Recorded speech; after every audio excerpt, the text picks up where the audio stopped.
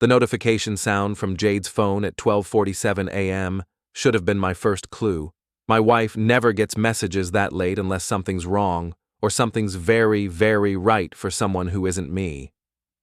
I'm Nate Brantor, 38 years old, software engineer for a mid-sized tech company in Cleveland. I write code that helps insurance companies process claims faster. Exciting stuff, right? My wife Jade thinks so little of my profession that she introduces me at parties as someone who works with computers. Like I'm the guy who fixes printers at Office Depot. But here's the thing about being underestimated. People get sloppy around you. Jade rolled over in bed, her auburn hair catching the blue glow from her phone screen. She was smiling, not the tired, obligatory smile she usually gives me before we go to sleep. This was different. This was the smile of someone with a secret. "Everything okay?" I asked, keeping my voice neutral. "Just Hazel," she whispered, already typing back. "Girl drama. You know how it is." I did know how it was. Hazel Trevon had been Jade's best friend since college. They shared everything: shopping trips, workout routines, complaints about their husbands. Hazel was married to Eli, an accountant who drove a red BMW and wore cologne that could choke a horse. The four of us had dinner together every few weeks, during which Eli would bore everyone with stories about his clients while Hazel rolled her eyes and ordered another wine. But this text wasn't from Hazel. I could see the contact name clearly: E.T., Eli Trevon. My stomach dropped, but my face remained calm. 8 years of marriage to Jade had taught me to hide my reactions. She fed off drama, and I'd learned not to give her any. "Tell Hazel I said hi," I said, closing my eyes and pretending to drift off. Jade kept typing for another 10 minutes. Then her phone buzzed again, and again. I waited until her breathing became steady and regular. Then I slipped out of bed and went to my home office down the hall. My computer was already running. I never shut it down completely. Old habit from my early programming days when boot times mattered. I opened my phone and scrolled to Jade's contact. Here's something most people don't know about modern smartphones. If you share a family plan and know someone's Apple ID password, you can see their messages in real time through iCloud sync. Jade had given me her password years ago when she needed me to download some app for her. She'd never changed it. I opened the message thread between Jade and Eli. E.T., 12:47 a.m. Can't stop thinking about this afternoon. Jade, 12:48 a.m. Me neither. When can we do it again? E.T., 12:48 a.m. Tomorrow? Same place? Jade, 12:49 a.m. Perfect. Nate works late on Thursdays. We'll have hours. E.T., 12:50 a.m. What about Hazel? Jade, 12:51 a.m. Book club until 9. She won't suspect anything. I stared at the screen for a long time. Part of me wanted to storm back into the bedroom and confront her right then. Part of me wanted to call Eli and tell him exactly what I thought of his afternoon activities. But the programmer in me took over, the part that thinks in logical sequences and considers all possible outcomes before executing a command. I scrolled up through their message history. The affair had been going on for 3 weeks. They'd been careful, mostly meeting at a hotel downtown while I was at work, and Hazel was busy with her various activities. But they were getting bolder and sloppier. I took screenshots of everything. Then I did something that would change everything. I forwarded their entire conversation to Hazel. My message was simple. Thought you should see this. Sorry. I sent it at 1:15 a.m. and went back to bed. Before we dive deeper into this story, I have one small request. Please subscribe, drop a like, comment, and hit that hype button to boost this channel so more people can discover these incredible Reddit stories. Jade was still asleep, her phone face down on the nightstand. She looked peaceful, innocent even. In 8 years of marriage, I'd never suspected her of cheating. Sure, we'd had our problems. What couple doesn't? But I'd trusted her completely. That trust was now broken, and I was surprised by how calm I felt about it. Maybe I was in shock, or maybe I was already planning my next move. At 6:30 a.m., Jade's phone started ringing. She groaned and reached for it, squinting at the screen. "It's Hazel," she mumbled. "Why is she calling so early?" She answered with a sleepy, "Hello?" I couldn't hear Hazel's side of the conversation, but I watched Jade's face transform from confusion to horror to panic in the span of about 10 seconds. "What? No, that's not—" "Hazel, calm down. Let me explain." The line went quiet. Hazel had hung up. Jade sat up in bed, fully awake now, staring at her phone. Then she looked at me. "Did you—" she started, then stopped. "Did I what?" I asked innocently. She opened her messages and saw that her conversation with Eli had been forwarded to Hazel. Her face went white. "How did you get into my phone?" "Your password hasn't changed in 3 years, Jade. You use the same one for everything."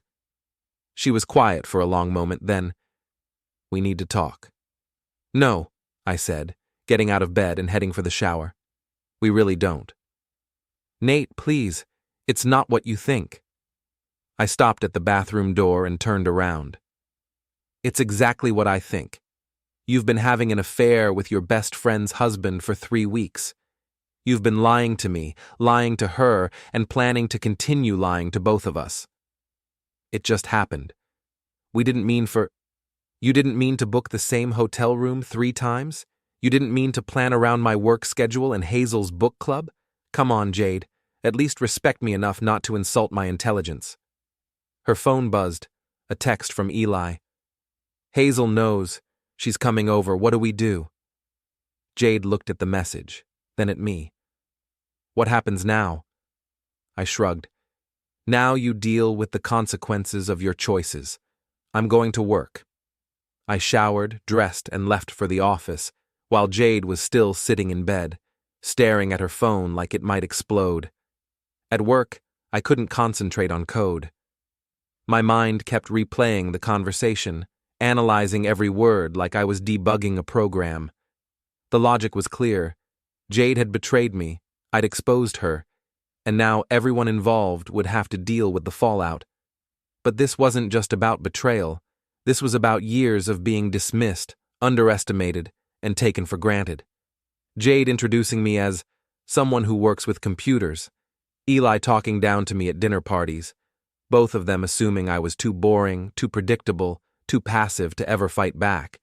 They were about to learn how wrong they were. Around noon, I got a text from Hazel. "Can we meet? I need to talk to someone who understands." I agreed to meet her at a coffee shop near my office after work. Hazel was already there when I arrived, her eyes red from crying. "I can't believe they did this to us," she said as soon as I sat down. "How long have you suspected?" I asked. "I didn't. Not until I got your message. But looking back, Eli's been distant lately, working late, taking calls in the other room. I thought he was stressed about a client." "What did you say to Jade this morning?" "I told her she was a terrible friend and a worse person. Then I went home and confronted Eli. He admitted everything." She wiped her eyes with a napkin. 22 years of marriage, Nate. 22 years, and he throws it away for 3 weeks with my best friend." I felt sorry for Hazel, but I also saw an opportunity. "What are you going to do?" "I don't know. My lawyer says I can take him for everything in the divorce, but that doesn't make me feel better. I want them to hurt the way they hurt us." "What if I told you there was a way to make that happen?" She looked at me with interest. "What do you mean?" I leaned forward. "Jade and Eli think they're so clever, sneaking around behind our backs, but they made one crucial mistake. They underestimated us. They think you're just a housewife who'll cry and forgive. They think I'm just a boring computer guy who'll roll over and take it." "Aren't you?" I smiled. "Hazel, I write code for a living. Do you know what that means? It means I'm really, really good at thinking 10 steps ahead and finding creative solutions to complex problems. You want revenge. I want justice. There's a difference." She was quiet for a moment, then nodded. "What did you have in mind?" "First, Tell me everything you know about Jade that she wouldn't want made public. Hazel's smile was sharp. Oh, Nate, we're going to have so much fun. The next few days were a master class in information gathering. Hazel, it turned out, knew more about my wife than I did after 8 years of marriage. 20 years of friendship had given her access to secrets I'd never even suspected. We met every day after work at different locations, coffee shops, bookstores, the public library. To anyone watching, we looked like two people consoling each other through a difficult time, which, technically, we were. Jade's been keeping a secret savings account, Hazel told me on Thursday. She's been skimming money from your joint account for 2 years, about $300 a month. I pulled out my phone and opened our banking app. Sure enough, there were regular transfers to an account I'd never seen before. How do you know about this? She told me she was saving for a surprise vacation for your anniversary, but now I'm wondering if she was planning an exit strategy. The pieces were falling into place. Jade hadn't just decided to have an affair on a whim. She'd been planning something bigger. What else? I asked. Hazel scrolled through her phone. Remember when she said she was doing that marketing certification course last year? She was actually having drinks with her ex-boyfriend from college. Nothing physical happened, I think, but she was definitely testing the waters. Anyone else? Her boss, Richard. She's always talking about how charming and successful he is, how he gets her in a way you don't. I made notes on everything. As a programmer, I'm naturally organized, and I was treating this like any other project. Gather requirements, analyze the data, design a solution, implement, and test. What about Eli? I asked. What's his weakness? Hazel's expression darkened. His ego. He thinks he's God's gift to women. He's been flirting with waitresses and shop clerks for years, right in front of me. I always ignored it because I thought it was harmless. What would embarrass him the most? Public humiliation. He cares more about his reputation than anything else. His clients, his golf buddies, his coworkers, their opinion of him is everything. Perfect. That weekend, Jade tried to have the conversation with me several times. I deflected each attempt with polite disinterest. This drove her crazy. She was used to being the center of attention, especially during a crisis. We can't just ignore this, Nate, she said Saturday morning while I was reading the newspaper. Ignore what? You know what? What happened with Eli? What about it? Don't you want to know why? Don't you want to fight for our marriage? I looked at her over the top of my paper. Do you want me to fight for our marriage, Jade? Because from where I'm sitting, it looks like you made your choice 3 weeks ago. It was a mistake, a stupid, impulsive mistake. 3 weeks of mistakes, multiple hotel visits, coordinated schedules. That's not impulsive, that's planning. She sat down across from me, tears in her eyes. I don't know what happened to us, Nate. We used to be happy. We were happy. You got bored. That's not fair, isn't it?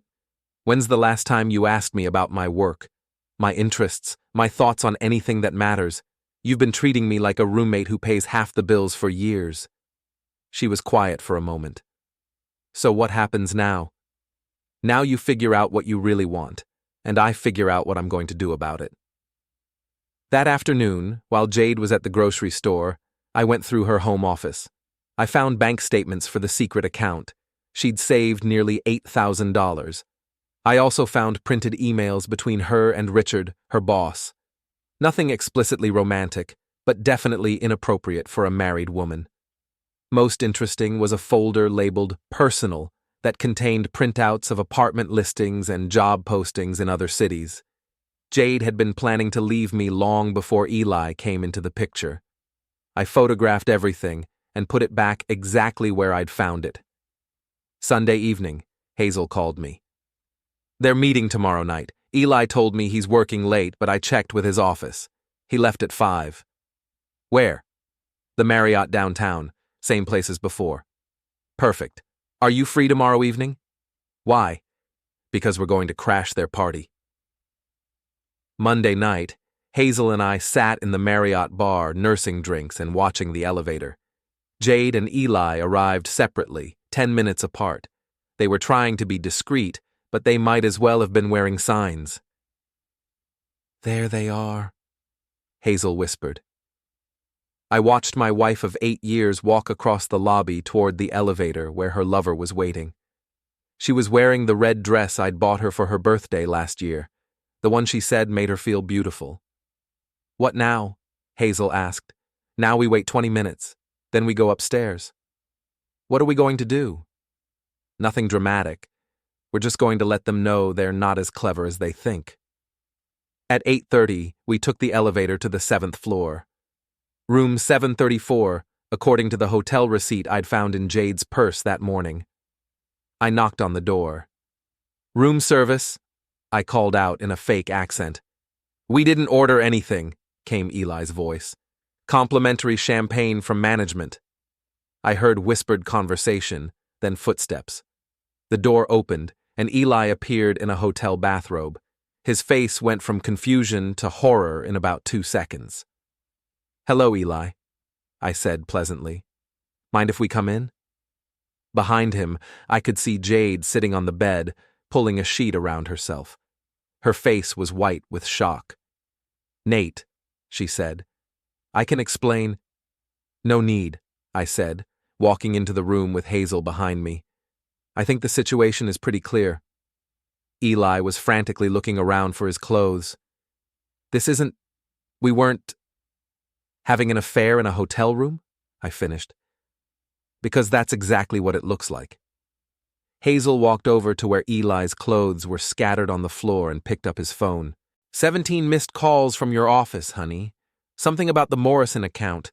They've been trying to reach you for hours." "Give me that," Eli said, reaching for the phone. "In a minute." Hazel scrolled through his messages. "Oh, this is interesting. Looks like you've been texting other women too. Who's Jennifer from yoga?" Jade looked at Eli with surprise. "Who's Jennifer?" "Nobody," Eli said quickly. "Hazel, give me my phone. And Lisa from the coffee shop. And Amanda from the gym." Hazel looked at Jade. "Honey, I don't think you're as special as you thought." I watched this scene unfold with satisfaction. This was better than anything I could have planned. "We should go," I said to Hazel. "Let them get dressed and figure out their next move." "Wait," Jade said. "What are you going to do?" I looked at her sitting there on the hotel bed, wrapped in a sheet, her carefully planned affair falling apart around her. "I'm going to go home and think about our conversation yesterday. The one where you asked me what I wanted." "And?" "I've decided.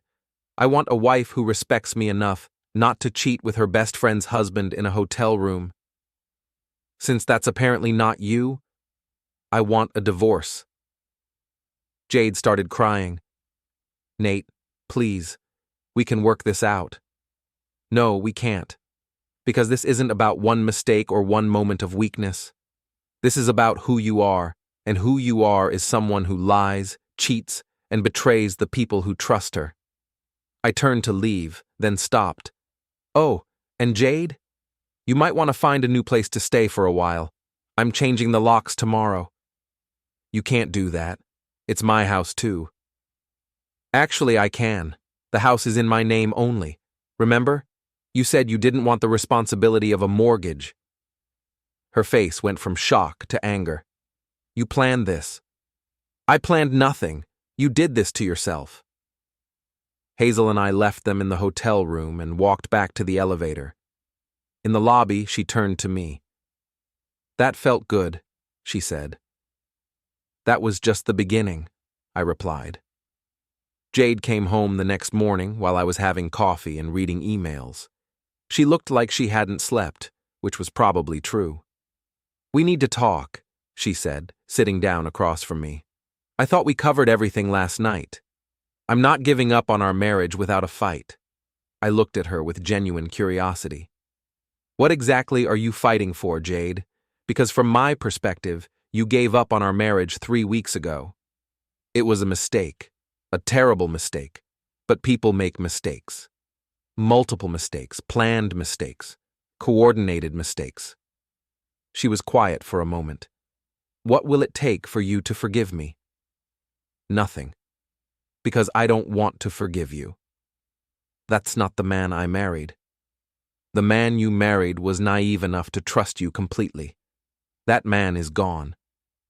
She tried a different approach. What about counseling? We could see someone, work through this together. Jade, you've been planning to leave me for months. I found the apartment listings, the job applications in other cities, the secret bank account. This isn't about a momentary lapse in judgment. This is about you systematically preparing to abandon our marriage. Her face flushed. You went through my things? You've been stealing from our joint account for 2 years. I think that gives me the right to ask some questions. I wasn't stealing. I was saving. For what? Your escape fund? She didn't answer, which was answer enough. Here's what's going to happen, I said. You're going to move out, today. I'm filing for divorce, and I'm going to make sure everyone knows exactly why. You wouldn't. Watch me. That afternoon, while Jade was packing, I started phase 2 of my plan. I opened Facebook and began typing. Hi everyone. I wanted to let you know that Jade and I are getting divorced. I found out she's been having an affair with Eli Trevon, Hazel's husband. I know this is personal business, but since they've been lying to all of us, I thought you should know the truth. Please keep Hazel in your thoughts during this difficult time. I tagged about 50 people, friends, family, co-workers, neighbors. Then I hit post. Within an hour, the comments started rolling in. Shock, sympathy, outrage. Several people said they'd suspected something was off about Jade lately, but hadn't wanted to say anything. My phone started ringing. First my sister Lisa, then my brother Tom, then various friends and co-workers. I let most of the calls go to voicemail, but I answered when my mother called. Nathan, she said, I just saw your Facebook post. Are you okay? I'm fine, Mom. Better than fine, actually. I never liked that girl. Too flashy. Too concerned with appearances. My mother had always been polite to Jade, but never warm. I'd attributed it to typical mother-in-law dynamics, but maybe she'd seen something I'd missed. How long had this been going on? Mom asked. 3 weeks that I know of, but she's been planning something like this for a while. What can I do? Nothing. I've got it handled. That's what worries me. You're too nice, Nathan. Don't let her take advantage of you in the divorce. She won't. After I hung up, Jade stormed into the living room with her phone in her hand. Take it down, she said. Take what down? The Facebook post. Take it down right now. Why? Because it's humiliating. Because it's private business. Because you're destroying my reputation.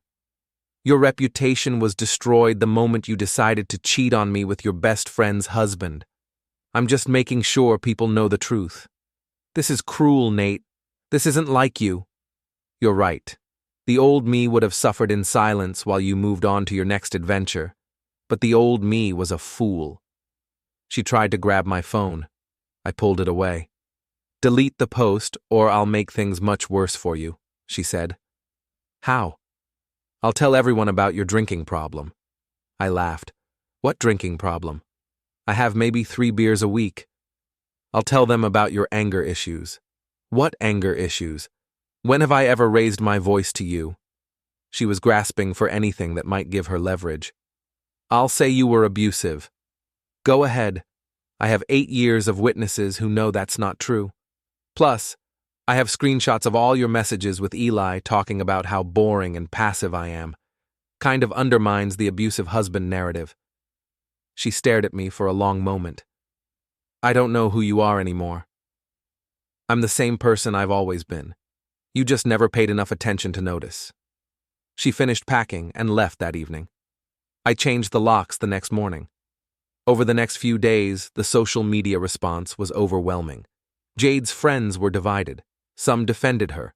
Others expressed shock and disappointment. Eli was getting similar treatment on his own social media accounts. But the real satisfaction came from watching their carefully constructed social lives crumble. Jade had always been the center of attention at parties, the one everyone wanted to talk to.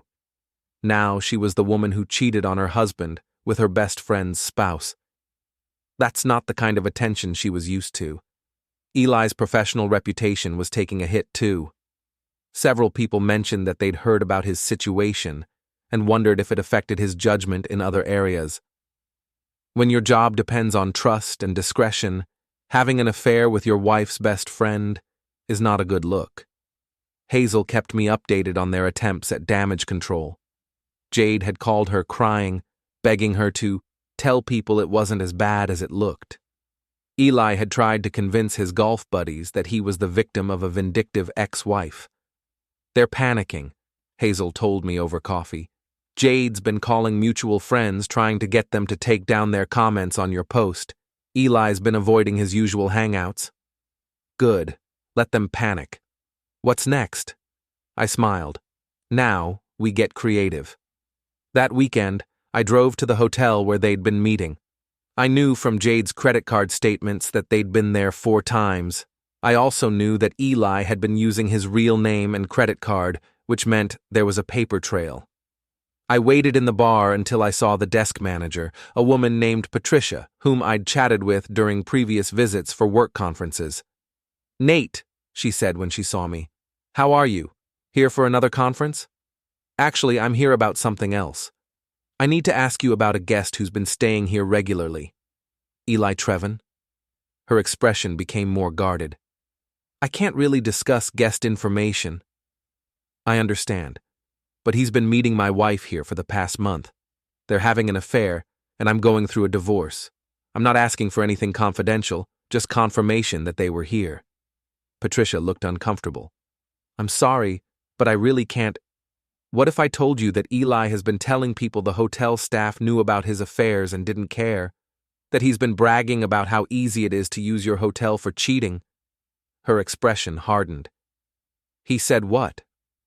I pulled out my phone and showed her a screenshot of a message from Eli to another woman, not Jade, where he'd written, "The Marriott downtown is perfect for this kind of thing. The staff doesn't ask questions." I'd found the message on his phone the night we confronted them. Hazel had forwarded it to me. "That little—" Patricia stopped herself. "You know what? I think I can help you, but not here. Meet me after my shift ends at 6. That evening, Patricia gave me copies of Eli's hotel receipts and told me about the other women he'd brought there. Apparently my wife wasn't his only affair partner. "He's been using your hotel as his personal playground," I told her. 4 different women in the past 2 months. "Well, he won't be welcome here anymore," Patricia said. "And I'll make sure the other downtown hotels know about him too." I thanked her and drove home, thinking about my next move. Jade and Eli thought they were dealing with a betrayed husband and wife who would eventually calm down and move on. They had no idea that their problems were just beginning. The charity gala was Jade's idea of a comeback. 3 weeks after I'd exposed her affair, she decided to attend the annual Children's Hospital fundraiser, an event where half of Cleveland's social elite would be present. She wanted to show everyone that she was confident, unbothered, and ready to move forward with her life. She made one crucial mistake. She forgot that I'd been planning to attend the same event for months. My company was a major sponsor, and I was supposed to give a brief presentation about our new software donation to the hospital's administrative system. I found out about Jade's plan through her Instagram story, where she posted a photo of herself getting ready. "Looking forward to a wonderful evening supporting a great cause," she'd written, along with several heart emojis. The gala was held at the Renaissance Hotel downtown. I arrived early to set up my presentation and spotted Jade immediately. She was wearing a stunning black dress and working the room like the social butterfly she'd always been. Several people were talking to her, and she seemed to be handling the situation well. Too well. I watched her charm offensive for about 20 minutes, noting who seemed receptive to her and who was keeping their distance. Then I made my move. The hotel's audio-visual system was surprisingly easy to access. As someone who troubleshoots technology for a living, I've learned that most venues use default passwords and basic security protocols. It took me less than 5 minutes to connect my laptop to their projection system. My presentation was scheduled for 8 o'clock. At 7:45, I made a small adjustment to the slideshow. When the event coordinator introduced me, I walked to the podium with confidence. The lights dimmed, and my first slide appeared on the large screens positioned around the ballroom. "Good evening, everyone," I began. "I'm here tonight to talk about the importance of transparency and trust in our community relationships." The audience murmured politely. Jade, sitting at a table near the front, smiled and nodded as if she were proud of me. "My company has developed software that helps organizations track and analyze communication patterns," I continued. "We believe that honest, open communication is the foundation of any healthy relationship." I clicked to the next slide, which showed a screenshot of text messages. The audience leaned forward, trying to read the small text. "For example," I said, "these messages show a pattern of deception that our software was able to identify and analyze." The messages were between Jade and Eli, discussing their hotel meetings and how to avoid being caught. I'd enlarged the font and highlighted the most damning exchanges. The room went silent. I could see people at various tables recognizing the phone numbers and message content. "As you can see," I continued, "the pattern shows systematic deception over a 3-week period, involving coordination between two parties to hide their activities from their spouses." Jade had gone completely pale. She was frantically looking around the room, trying to gauge people's reactions. This kind of analysis can be incredibly valuable for organizations that need to identify trust issues before they become major problems. I clicked to the next slide, which showed bank records of Jade's secret account. "Our software can also track financial patterns that might indicate planning for deceptive activities. In this case, we see regular transfers over a 2-year period, totaling nearly $8,000. Someone at Jade's table whispered something to her. She shook her head and started to stand up. "The beauty of data analysis," I said, "is that it doesn't lie. It simply shows us what's really happening beneath the surface." The final slide was a photo I'd taken outside the hotel the night Hazel and I confronted them. You could clearly see Jade and Eli entering the building separately. "And sometimes," I concluded, "the truth is exactly what it appears to be." The room was quiet. Jade was now standing, her face red with humiliation and anger. Several people were taking pictures of the screens with their phones. "Thank you for your attention," I said. "And remember, in our personal lives, just like in our professional lives, honesty and transparency are always the best policy." The applause was scattered and awkward.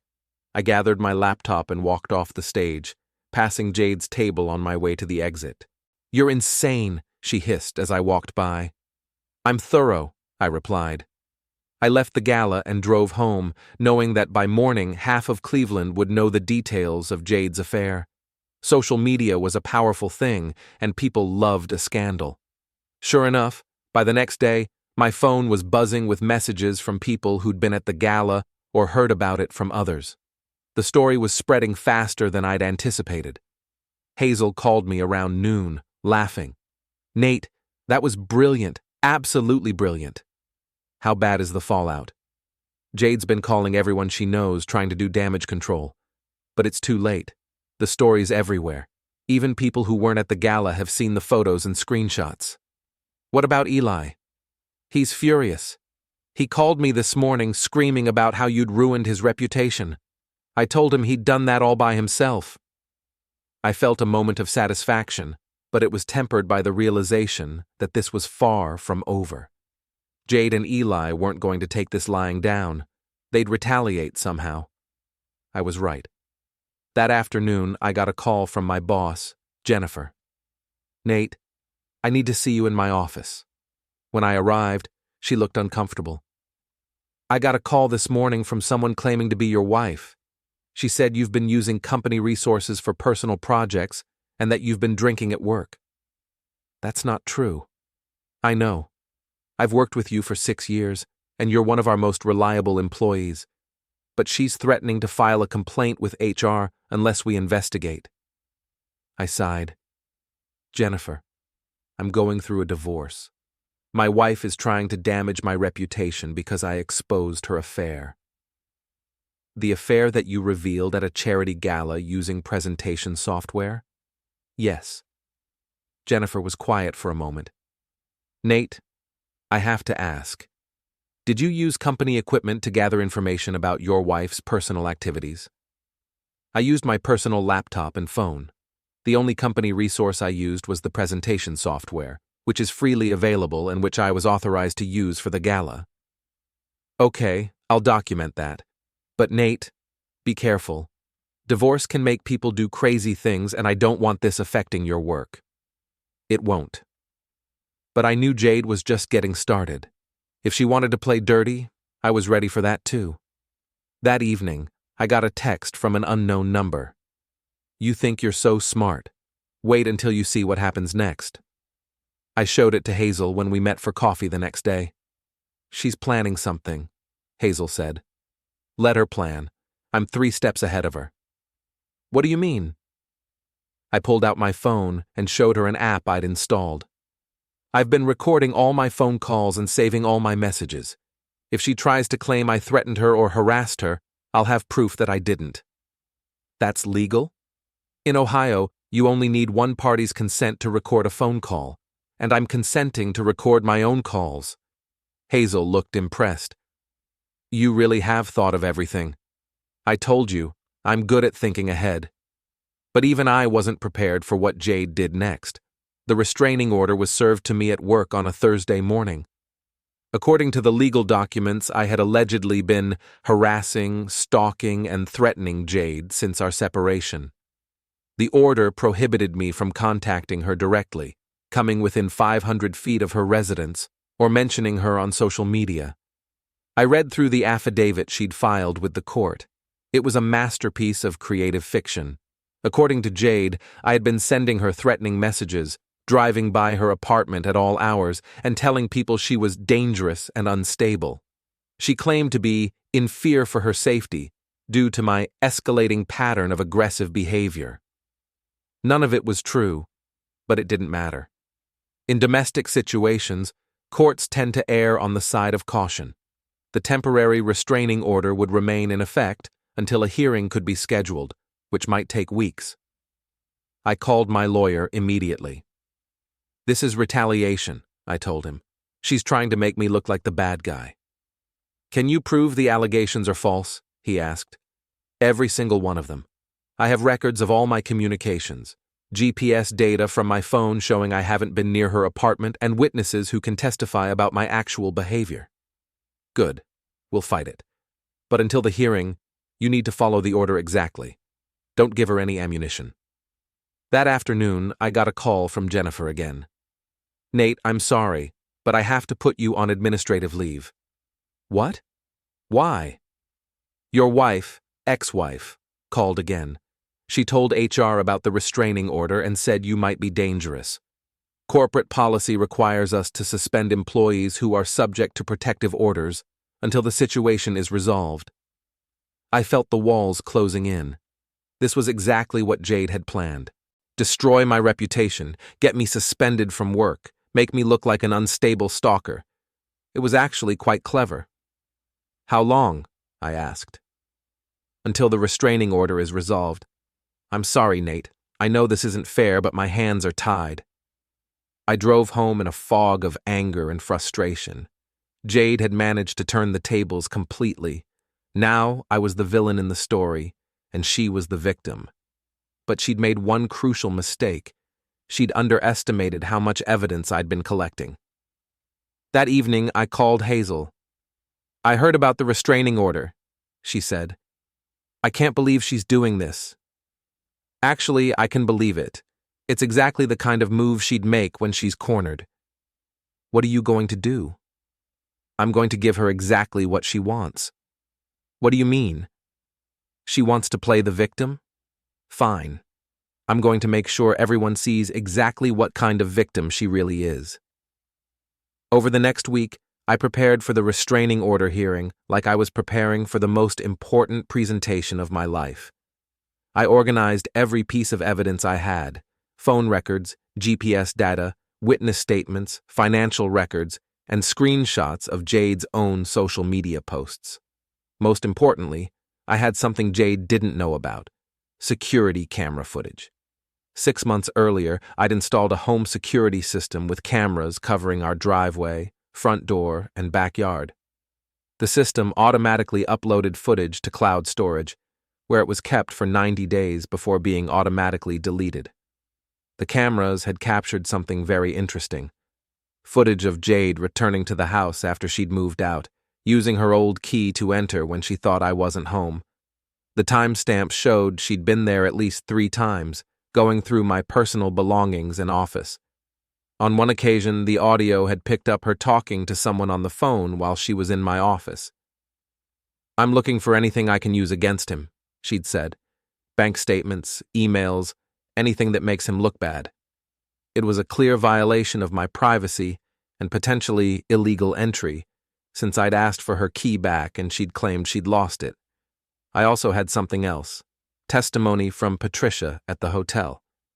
It turned out that Eli had been bragging to other guests about his affairs, including details about how he was manipulating both Jade and his wife. Patricia had overheard him telling another man that Jade was desperate and easy to control, and that he was planning to let her take the fall if their affair was discovered. The hearing was scheduled for a Friday morning. I arrived at the courthouse with my lawyer and 3 boxes of evidence. Jade was there with her own attorney, looking confident and composed. The judge was a middle-aged woman who looked like she'd heard every sob story in the book. She read through Jade's petition, then looked at me. "Mr. Brantor, you're accused of harassment, stalking, and making threats against your estranged wife. How do you respond?" "Your Honor, every allegation in that petition is false, and I have extensive evidence to prove it." For the next hour, my lawyer presented our case: phone records showing I'd had no contact with Jade except through attorneys; GPS data proving I'd never been near her apartment; witness statements from co-workers, neighbors, and friends testifying to my character and behavior. Then we played the security camera footage. The judge watched in silence as Jade let herself into my house, went through my belongings, and made the phone call about looking for evidence to use against me. "Mrs. Brantor," the judge said, "can you explain why you were in your estranged husband's home without permission?" Jade's lawyer whispered something to her. "I was retrieving personal belongings," she said. "The audio suggests otherwise. You clearly stated you were looking for evidence to use against him in legal proceedings." Jade's face was red. I was upset. I wasn't thinking clearly. "And yet you were clear enough to file a detailed restraining order petition with specific allegations of harassment and stalking." My lawyer then presented the hotel testimony and evidence of Jade's affair, her secret bank account, and her plans to leave me before the affair even started.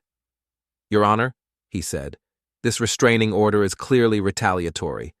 Ms. Brantor is attempting to use the court system to punish her husband for exposing her adultery." The judge was quiet for a long moment, reviewing the evidence. "Mrs. Brantor," she finally said, "I find your allegations to be completely unsupported by evidence. In fact, the evidence suggests that you have been the one engaging in deceptive and potentially illegal behavior." She turned to me. "Mr. Brantor, while I don't approve of your methods of exposing your wife's affair, you had every right to share truthful information about your own marriage." The judge dismissed the restraining order and issued a warning to Jade about filing false petitions. As we left the courthouse, Jade's lawyer was clearly angry with her. I could hear him saying something about wasting the court's time and making him look foolish. Jade herself looked defeated. Her final gambit had failed spectacularly, and now she looked worse than ever. But I wasn't done yet. That afternoon, I called my boss to let her know the restraining order had been dismissed and that I was cleared to return to work. Then I did something that even surprised me. I called a local news reporter who had been following the story. "I have security camera footage that shows my ex-wife breaking into my home and admitting she was looking for evidence to use against me in court, I told him. The story ran that evening on the local news. Local woman files false restraining order against husband who exposed her affair. By the next morning, it had been picked up by social media and was spreading across the state. Jade's humiliation was now complete and very public. She'd gone from being a sympathetic figure to being seen as a manipulative liar who had tried to abuse the legal system. But the real satisfaction came from a phone call I received that afternoon. "Mr. Brantor, this is Patricia from the Marriott. I thought you'd want to know, Eli Trevon was arrested this morning." "Arrested? For what?"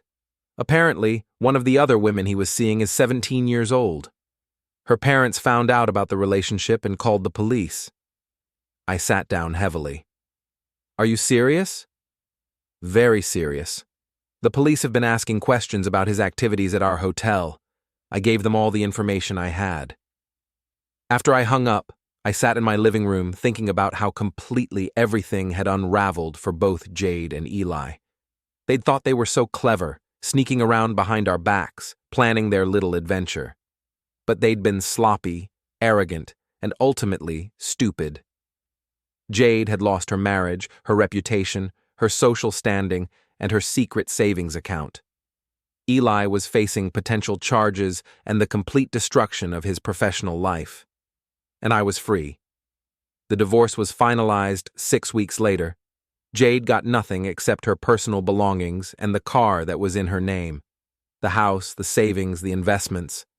All of it stayed with me, since she'd been the one who committed adultery and had tried to defraud me with her secret account. The last time I saw her was at the final divorce hearing. She looked tired and defeated, nothing like the confident, manipulative woman who had been planning to leave me for a more exciting life. As we left the courthouse for the last time, she stopped me in the hallway. "I hope you're satisfied," she said. I looked at her for a long moment. "I'm not satisfied, Jade. I'm just finished." Was it worth it? Destroying everything we had? We didn't have anything. That's what you never understood. She walked away without another word, and I watched her go. 8 years of marriage reduced to a brief conversation in a courthouse hallway. But as I drove home to my empty house, I realized I felt lighter than I had in years. The weight of pretending to be happy, of being dismissed and underestimated, of living with someone who saw me as nothing more than a convenient roommate. All of that was gone.